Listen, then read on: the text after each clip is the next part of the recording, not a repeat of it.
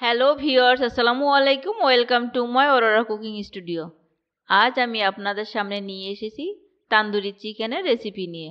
বাড়িতে থাকা ঘরোয়া মশলা দিয়ে কিভাবে খুব সুন্দর তান্দুরি চিকেন তৈরি করতে পারেন সেটাই আজকে আপনাদেরকে দেখিয়ে দিব।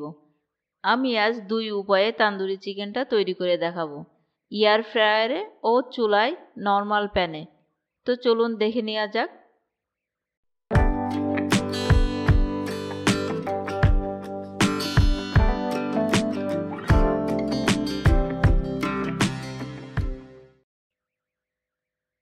এই তান্দুরি চিকেনটা তৈরি করার জন্য আমি একটু বড় সাইজের থাই সহ লেগ পিস ও বুকের সিনার পিস নিয়েছি। আপনারা চাইলে শুধু এটাকে লেগ পিস দিয়েও করতে পারেন অথবা উইংস দিয়েও করতে পারেন। পিসগুলোকে আমি কেটে ধুয়ে রেখেছি। এখন এই পিসগুলোকে আমি একটা ছুরির সাহায্যে এভাবে একটু ঘন ঘন ডিপ করে কেটে নিব। তাহলে এর ভেতরে মশলাগুলো খুব সুন্দরভাবে ঢুকবে। যদি আপনি আস্ত মুরগির তান্দুরি করতে চান তাহলেও পুরো মুরগিটাকে এভাবে কাট করে নিতে হবে। এই যে পিসগুলো আমি এভাবে ঘন ঘন বেশ ডিপ করে কাট করে নিয়েছি। এখন এই চিকেনগুলোকে দুই স্টেপে ম্যারিনেট করতে হবে।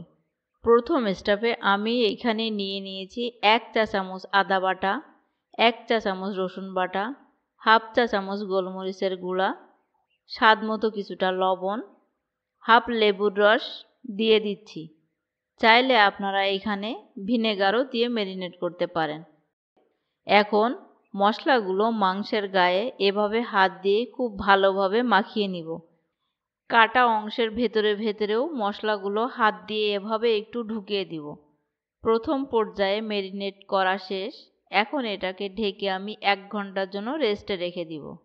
1 ঘন্টা পর মাংসটাকে আমি দ্বিতীয় স্টেপে ম্যারিনেট করার জন্য এখানে নিয়ে নিচ্ছি হাফ কাপ পরিমাণ টক দই, 1 টেবিল চামচ টমেটো কেচাপ, নিয়ে নিচ্ছি 1 চা চামচ জিরার গুঁড়ো, 1 চা চামচ লাল মরিচের গুঁড়া ও 1 চা চামচ ধনিয়ার গুঁড়া, দিয়ে দিচ্ছি হাফ চা চামচ গরম মশলার গুঁড়ো।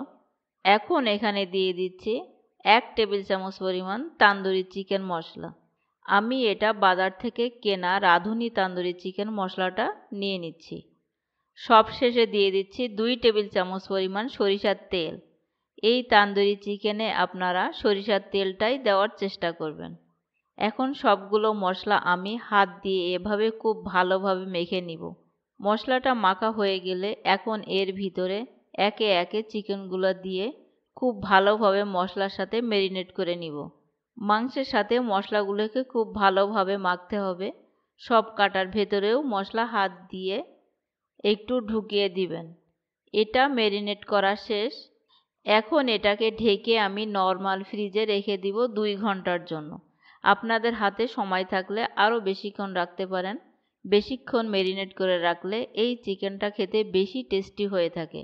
2 ঘন্টা পরে মাংসটাকে আমি ফ্রিজ থেকে বের করে নিয়ে এসেছি। এখন প্রথমে আমি এয়ার ফ্রায়ারে এই চিকেনটা করে দেখাচ্ছি। এখন এয়ার ফ্রায়ারের ভেতরে আমি ছোট একটা স্ট্যান্ড বসিয়ে নিলাম। মাংসের মশলাটা তাহলে আর নিচে লেগে যাবে না। আমার এখানে 4টা পিস দেওয়া যাবে, বাট আমি এখানে 2টা দিচ্ছি কারণ আরেকটা আমি চুলায় করে দেখাবো। কারণ সবার বাসায় এয়ার ফ্রায়ার থাকে না, তারা চুলায় কিভাবে তৈরি করবেন সেটা দেখিয়ে দিব। এয়ার ফ্রায়ারে এখানে আমি তাপমাত্রাটা সেট করে নিচ্ছি। এইখানে আমি 180 ডিগ্রি সেলসিয়াস সেট করে নিচ্ছি। টাইমটাও সেট করে নিচ্ছি 25 মিনিটস। এখন এয়ার ফ্রায়ারটাকে 2 মিনিটের জন্য প্রিহিট করে নিচ্ছি। চিকেনটাকে আমি এয়ার ফ্রায়ারে ঢুকিয়ে দিচ্ছি। এটাকে অন করে দিলাম। 10 মিনিট পর এটাকে আমি একটু উল্টিয়ে দিব। 10 মিনিট হয়ে গিয়েছে। এখন মাংসটা উল্টানোর আগে এর উপরে অবশ্যই একটু তেল ব্রাশ করে নিব, কারণ যেহেতু এটা বাতাসে বেশি রান্না হয় তাই একটু শুকনা শুকনা ভাব থাকে। তেলটা ব্রাশ করলে এটাকে বেশি জুসি দেখাবে, যদিও এর ভেতরটা জুসিই থাকে। উল্টে দেওয়ার পর 10 মিনিট ওয়েট করব। এই যে চিকেনটা আমার একেবারে শেষ, এটা পুরোপুরি ভেতরে কুকড হয়ে গিয়েছে। এখন আমি চুলারটা করে দেখাবো। চুলায় প্রথমে একটা নর্মাল প্যান বসিয়ে দিয়ে দেব কিছুটা রান্নার তেল। আপনাদের কাছে যদি বাটার থাকে তাহলে অবশ্যই এখানে একটু বাটার দিবেন। বাটারটা দিলে এটা খেতে বেশি টেস্টি হয়ে থাকে।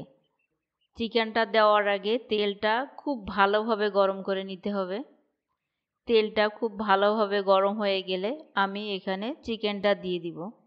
চিকেনটা দিয়ে প্রথমে 3 মিনিট চুলাটাকে রাখতে হবে হাই হিটে, তাহলে উপরের কালারটা বেশ সুন্দর আসবে, ভেতরটাও দ্রুত সিদ্ধ হয়ে যাবে। চাইলে আপনারা এটাকে ঢেকেও দিতে পারেন। 3 মিনিট পরে চুলাটাকে অবশ্যই মিডিয়ামে দিয়ে রাখবেন, তবে কোনোভাবেই চুলাটাকে লো ফ্লেমে দিবেন না, তাহলে চিকেনের ভেতর থেকে পানি বেরিয়ে আসবে, তখন চিকেনটা খেতে মনে হবে। 7-8 মিনিট পর এই যে চিকেনটাকে উল্টে দিলাম, অপর পিঠটাও একটু উল্টে দিব। চুলাটাকে 2 থেকে 3 মিনিট হাই হিটে রাখবো, তাহলে অপর পাশের কালারটাও সুন্দর হবে। তান্দুরি চিকেনের উপরটা পোড়া পোড়া ভাব না আসলে ভালো লাগে না। আমি অবশ্যই পোড়া পোড়াটা একটু বেশিই পছন্দ করি। আপনারা যদি কম পোড়া পোড়া পছন্দ করেন তাহলে একটু আগে থেকে নামিয়ে নেবেন। এক সাইড উল্টিয়ে এভাবে একটু মশলা ব্রাশ করে নেবেন। এভাবে উল্টিয়ে পাল্টিয়ে চিকেনটা কুক করা আমার একেবারে শেষ। এখন এটাকে আমি উঠিয়ে চুলায় আরেকটা কাজ করে নিব। ম্যারিনেট করা যে মশলাগুলো বেঁচে ছিল সেগুলোকে আমি একটু ভুনে নিব। এই মশলা দিয়েই তান্দুরি চিকেনটা খেতে বেশি টেস্টি হয়। চুলায় একটু তেলের সাথে দিয়ে দিলাম সামান্য একটু বাটার। বাটারটা মেল্ট হলে এখন এর ভেতরে আমি সেই ম্যারিনেট করা মশলাটা দিয়ে দেব। মশলাটাকে ভেজে যখন উপরে তেল উঠে আসবে তখন আমি এটাকে নামিয়ে নেব। মশলাটাকে ভুনা করা আমার শেষ। এখন এটাকে নামিয়ে আমি সার্ভ করে নিচ্ছি। এই হলো আমার তান্দুরি চিকেন। এখন এটাকে আপনারা পরোটা কিংবা তান্দুরি রুটির সাথে খেতে পারেন। তো ভিউয়ার্স, বাসায় ট্রাই করে দেখবেন কেমন হয়েছে, আমাকে কমেন্ট করে জানাবেন। আশা করি আমার আজকের রেসিপিটা আপনাদের ভালো লেগেছে। ভালো লাগলে আমার চ্যানেলটাকে সাবস্ক্রাইব করে বেল আইকনটা প্রেস করে দিবেন। আল্লাহ হাফেজ।